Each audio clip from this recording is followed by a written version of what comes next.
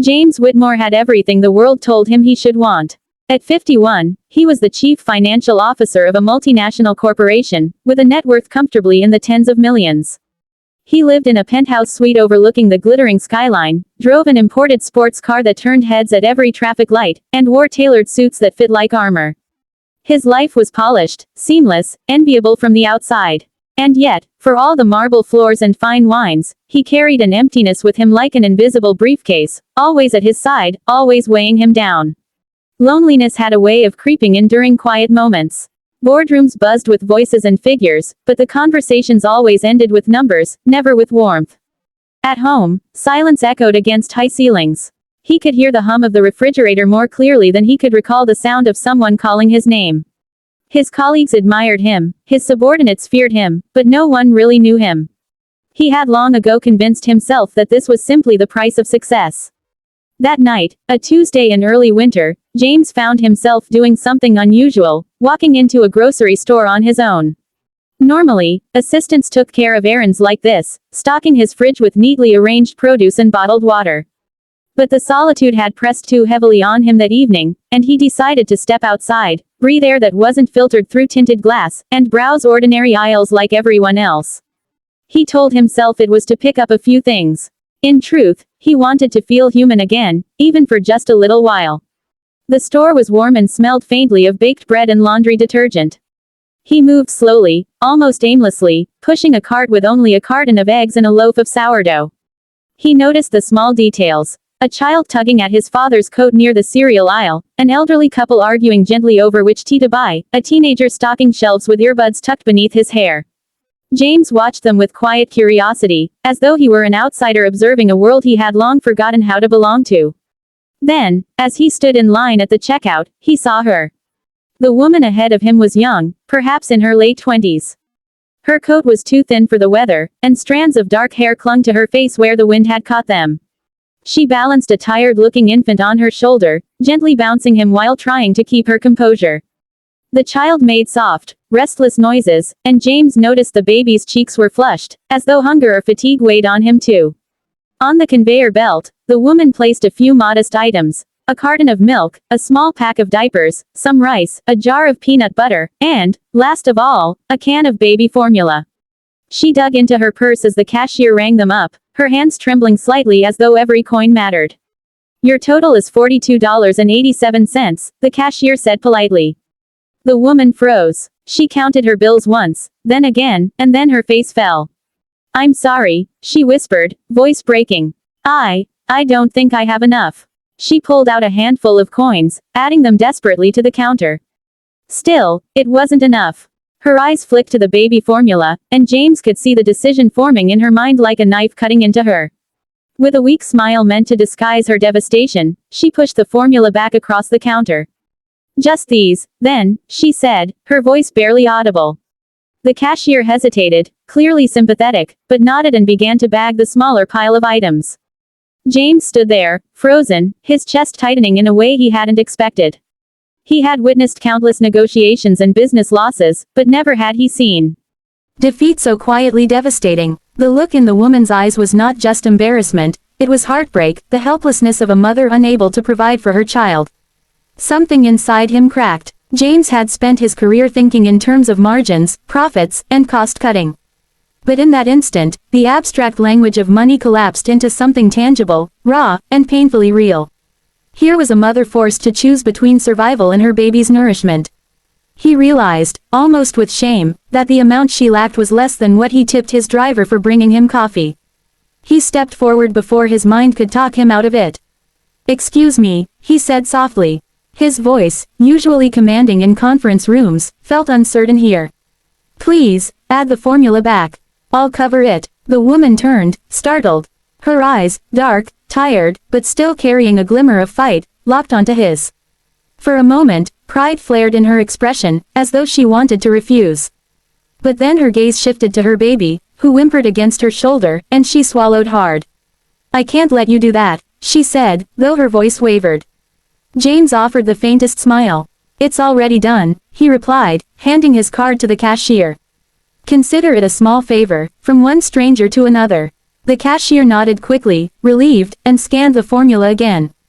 The beep of the register seemed louder than usual, final, like the closing of a door on despair.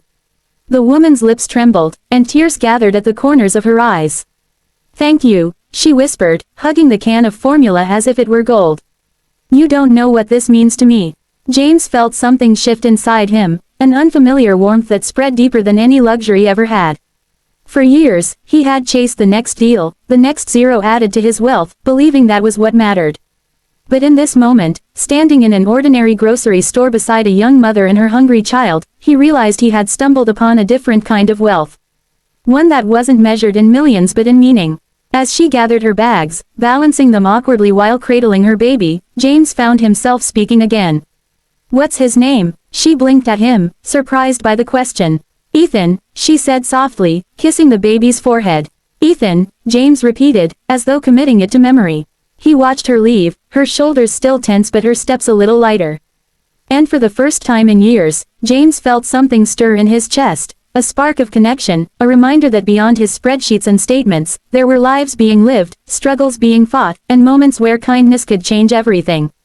He didn't know it yet, but that single decision, to step forward, to act, would become the turning point of his life.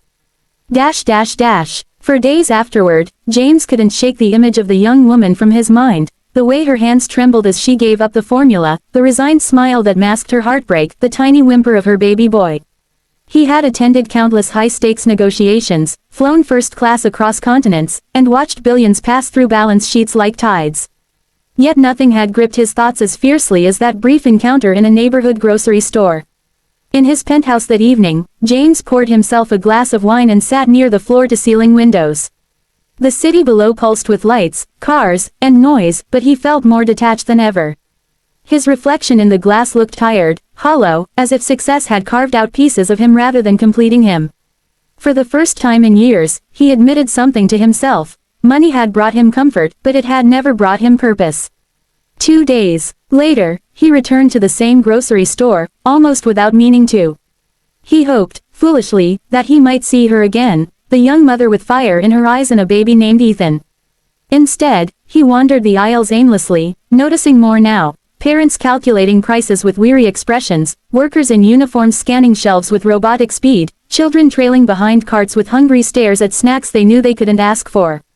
He realized how little he understood of this world, a world lived outside boardrooms and stock portfolios. Weeks passed. Then, by chance, fate intervened. James was leaving a cafe one Saturday morning when he spotted her on the sidewalk. The same young woman, bundled in that too-thin coat, pushing a stroller with Ethan inside. She was juggling a grocery bag, a diaper bag, and the stroller all at once, her exhaustion etched clearly across her face. James hesitated, unsure if approaching her again would seem intrusive. But something inside urged him forward. "Excuse me," he said gently. She turned, recognition sparking in her eyes. "Oh, it's you." James smiled faintly. "I don't think we were properly introduced." "I'm James." She shifted the bag on her shoulder, balancing her weight. "Claire," she said after a pause. "And this little guy is Ethan. You already know that." He glanced at the baby, now a little bigger, his cheeks rounder. Ethan's eyes blinked up at him with innocent curiosity. "It's good to meet you, Claire," James said softly. "I've thought about that night at the store. About what you must have been going through. I hope things have been a little easier since then." Claire gave a tired laugh. "Easier? Not exactly. But we're getting by. I pick up shifts wherever I can. Nights, weekends, it's exhausting, but you do what you have to." She tucked a blanket around Ethan. "I'm grateful for what you did that day. You didn't have to, but you did. That formula lasted us weeks. It meant more than you can imagine." James hesitated, then asked the question that had been nagging at him.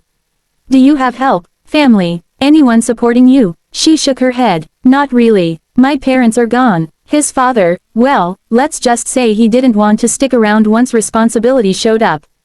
Her eyes hardened briefly, then softened as she looked at Ethan. "So it's just me, but I'll figure it out. I have to." Her resilience struck him deeply.